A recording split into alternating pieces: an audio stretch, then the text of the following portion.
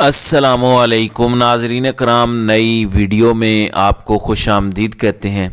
اس وقت ایک سوال بار بار اٹھ رہا ہے کہ کیا چیف جسٹس قاضی فائز عیسیٰ اور نیب کا عمران خان کے خلاف گٹھ جوڑ ہے، اور قاضی فائز عیسیٰ نے کیا بحریہ ٹاؤن کیس اس لیے ٹیک اپ کیا تھا کہ اس میں وہ عمران خان کے خلاف ایک ایسی آبزرویشن دیں جس آبزرویشن کو نیب بنیاد بنا کر عمران خان کے خلاف پری میچور ریفرنس دائر کر دے۔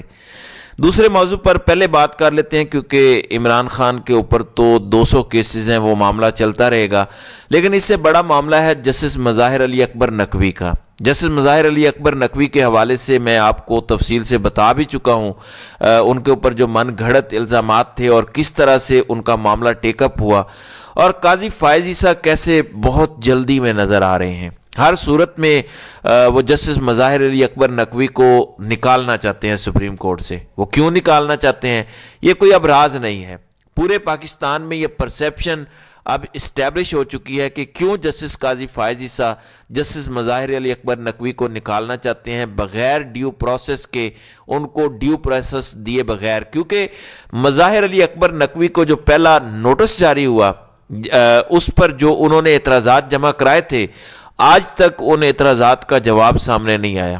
ان اعتراضات میں ایک تو انہوں نے قاضی فائز عیسیٰ کے کنڈکٹ کو ایکسپوز کیا، پھر یہ بات میڈیا میں بھی اب اسٹیبلش ہو چکی ہے کہ جسٹس سردار طارق مسعود جو قاضی فائز عیسیٰ کے بہت قریبی ہیں، ان کے دوست ہیں، اب بہت سے لوگ اس پر بات کر رہے ہیں کہ وہ صحافی جو بہت اعتراض کرتے تھے جسٹس بندیال پر اور انہیں گالم گلوچ کیا کرتے تھے اور کہا کرتے تھے کہ جسٹس عمرتا بندیال اپنے ہم خیال ججز کو اپنے ساتھ بٹھاتے ہیں، دوسرا یہ کہ تمام اہم کیسز اپنے سامنے لگا دیتے ہیں۔ اب بندیال صاحب کو پہلے دن سے پتا تھا کہ جسٹس قاضی فائز عیسیٰ کے گروپ کا مقصد صرف بندیال صاحب کو کمزور کرنا ہے۔ آپ نے دیکھا کہ جب ملٹری کورٹس والے کیس میں عمرتا بندیال نے قاضی فائز عیسیٰ اور سردار طارق مسعود کو بٹھایا تھا تو دونوں اٹھ کر چلے گئے تھے۔ اس سے پہلے الیکشن والے کیس میں بھی جب بٹھایا گیا تو قاضی فائز گروپ کو کہ جتنے ججز تھے وہ بہانوں کے ساتھ اٹھ کے چلے گئے۔ یہ سارا ان کو پہلے دن سے پتا تھا، اس لیے وہ فل کورٹ نہیں بناتے تھے۔ انہیں پتا تھا کہ یہ صرف مجھے کمزور کرنا چاہتے ہیں اور یہ کوئی کیس چلانا نہیں چاہتے، تو پورے ایک طے شدہ منصوبے کے تحت ان کو ناکام بنایا گیا۔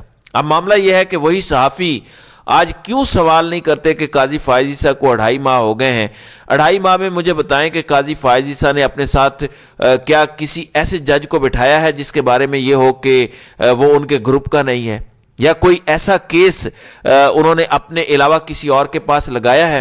اپنے علاوہ اگر انہوں نے کوئی کیس لگایا بھی ہے تحریک انصاف اور عمران خان سے ریلیٹڈ تو وہ جسٹس سردار طارق مسعود کے پاس لگایا ہے۔ اس وقت ان کے بارے میں یہی تاثر ملتا ہے کہ وہ پاکستان تحریک انصاف کے خلاف بغض، حسد، نفرت سے بھرے بیٹھے ہیں، اور وہ آئین کے مطابق اٹھائے گئے حلف پر فیصلے نہیں دے رہے بلکہ ذاتی بغض، اناد اور نفرت پر مبنی فیصلے دے رہے ہیں۔ یہ ان کے بارے میں پرسیپشن ہے۔ اب ناظرین کرام، مسئلہ یہ ہے کہ قاضی فائز عیسیٰ ہوں، جسٹس سردار طارق مسعود ہوں، ہمیں ابھی تک ان دونوں کے بارے میں نظر نہیں آتا کہ وہ اس پرسیپشن کو ختم کرنے کے لیے کہ نہیں ہم اپنے حلف کے مطابق چل رہے ہیں، کوئی ایسے اقدامات نہیں کر رہے۔ اب قاضی فائز عیسیٰ نے جو حشر نشر اس خاتون کا کیا جو سردار طارق مسعود کے خلاف کمپلیننٹ تھی، وہ سلوک انہوں نے مظاہر علی اکبر نقوی کے خلاف آنے والے درخواست گزاروں کے ساتھ کیوں نہیں کیا؟ انہوں نے جو باتیں ان سے پوچھیں وہ باتیں ان سے نہیں پوچھیں۔ اب اس پر کسی اگلی ویڈیو میں موازنہ بھی پیش کروں گا تاکہ یہ نہ لگے کہ میں ایسے ہی بات کر رہا ہوں۔ میں آپ کے سامنے رکھوں گا کہ کون سے ایسے سوال ان سے کیے گئے تھے جو سردار طارق مسعود کے خلاف کمپلیننٹ تھیں، آمنہ ملک، ان سے کیے گئے، لیکن وہ سوال جسٹس مظاہر علی اکبر نقوی کے خلاف درخواست گزاروں سے نہیں کیے گئے۔ پھر یہ دیکھیں کہ کہا گیا کہ میڈیا پر بات نہیں ہوگی، لیکن پوری طرح سے قاضی فائز عیسیٰ نے اپنے مہروں کو میدان میں اتار دیا ہے۔ پتہ نہیں خود اتارا ہے یا وہ مہرے قاضی صاحب کے ساتھ تصاویر میں تو موجود ہیں، یا وہ طاقتور ہیں یا رابطے میں ہیں۔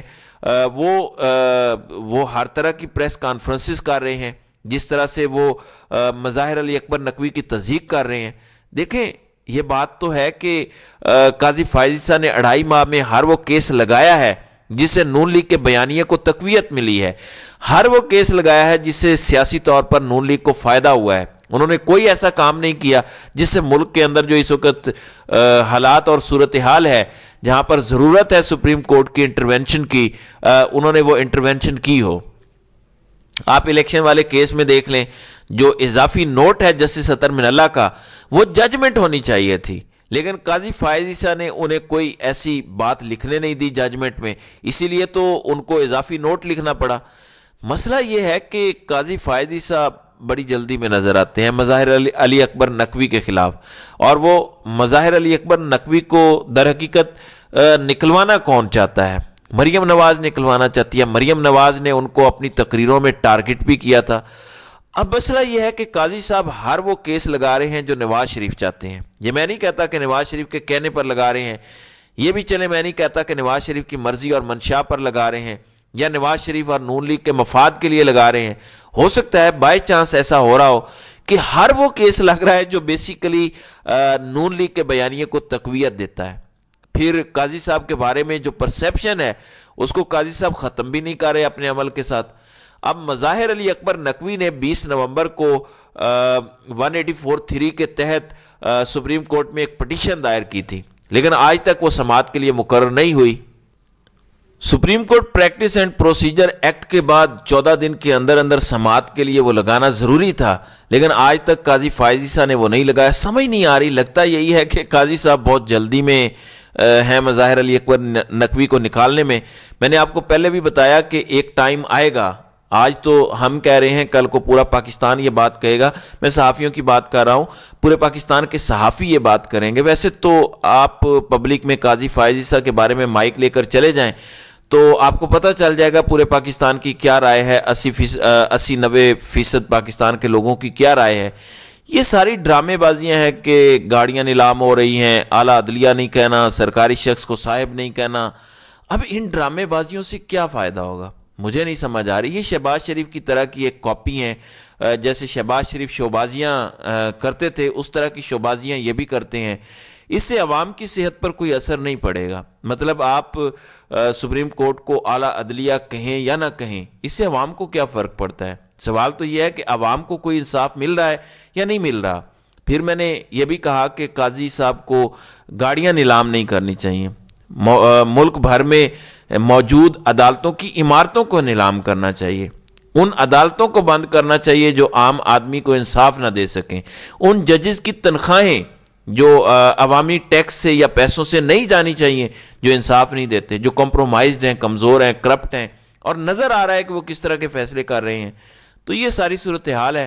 फिर नून लीग दावतनामे भिजवा रही है मज़ाहिर अली अकबर नकवी के खिलाफ। जो प्रेस कॉन्फ्रेंस है उसके दावतनामे नून लीग वाले भिजवा रहे हैं मीडिया को। आप अंदाज़ा लगाएं कि किस तरह की सूरत हाल है। दूसरी जानिब अजहर सिद्दीक को तो नोटिस कर दिया गया, ये कह कर के उन्होंने क्यों ट्वीट किया रेफरेंस सरदार तारिक मसूद के खिलाफ, लेकिन अब मज़ाहिर अली अकबर नकवी पर जो हमले कर रहे हैं, जो कंप्लेनेंट हैं, इस पर तो काजी साहब कुछ नहीं कर रहे। काजी साहब इस वक्त बिल्कुल डट के लगे हुए हैं। वो कहते हैं जिसने जो मेरा करना है कर ले, जो कहना है कह ले, मैं यही करूँगा, कर रहा हूँ और करूँगा, मैंने यही करना है। इस वक्त तक तो यही नज़र आ रहा है। अब आगे चल के चीज़ें बदलें वो एक अलग बात है। फिर काजी साहब सरदार तारिक मसूद के खिलाफ तो दरख्वास्त गुजार को धमकियां देते हैं और कहते हैं कि मैं तुम्हें वहां भेज दूंगा जहां से तुम वापस नहीं आ सकती, लेकिन दूसरी तरफ उनका रवैया ही अलग है।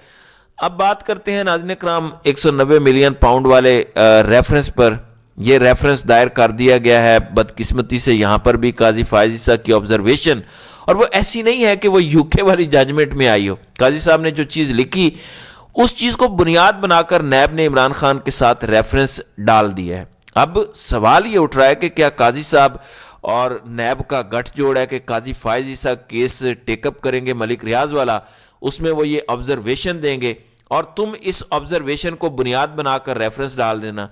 तो ये भी अब बड़ा सवाल है। मतलब कोई तस्वुर नहीं कर रहा था कि काजी फायज ईसा इस हद तक चले जाएंगे इमरान खान की नफरत में, यहाँ तक कि काजी फायज ईसा और नैब के गठजोड़ की बातें होने लग गई हैं कि काजी फायज ईसा और नैब का गठजोड़ है। वैसे मुझे ये था कि काजी फायज ईसा ये सब कर सकते हैं, वो इस हद तक कर सकते हैं, لیکن میں نے یہ تصور نہیں کیا تھا کہ قاضی فائز عیسیٰ کے بارے میں یہ باتیں ہوں گی کہ نیب اور ان کا گٹھ جوڑ عمران خان کے خلاف ہے۔ بہرحال میں نے نہیں سوچا تھا، ان تضادات سے بھرپور ہے یہ ریفرنس۔ اب اس میں 59 گواہان رکھے گئے ہیں، لمبا پلان ہے، سب کو پتہ ہے نیب کا یہ کمزور ریفرنس ہے جس کا مقصد محض عمران خان کو بدنام کرنا ہے، ان کے خلاف بیانیہ بنانا ہے، اس لیے یہ سارا کچھ ہو رہا ہے۔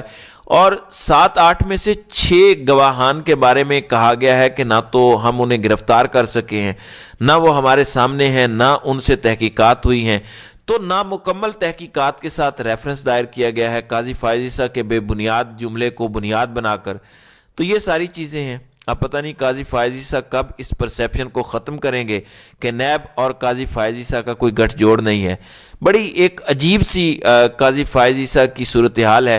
ایک طرف تو مظاہر علی اکبر نقوی کو ہر صورت سپریم کورٹ سے نکالنے میں انہیں جلدی ہے، مریم نواز کی خواہش ہے ظاہر ہے، دوسرا وہ قاضی صاحب چاہتے ہیں کہ عمران خان کو کوئی آئینی اور قانونی ریلیف نہ دیا جائے۔ یہ سب نظر آ رہا ہے، کسی اور جج کو اپنے ساتھ بٹھانا نہیں ہے، کوئی اہم کیس کسی اور جج کے سامنے لگانا نہیں ہے، اور ہر وہ کیس لگانا ہے جس سے نون لیگ کے بیانیے کو تقویت ملے، شریف خاندان کو فائدہ ہو۔ تو یہ پرسیپشن ہے جس پرسیپشن کو قاضی صاحب کو ختم کرنا چاہیے۔ تو ناظرین کرام، آپ کی اس ویڈیو کے حوالے سے کیا رائے ہے؟ آپ اپنی رائے کا اظہار کامنٹ سیکشن میں ضرور کیجیے گا۔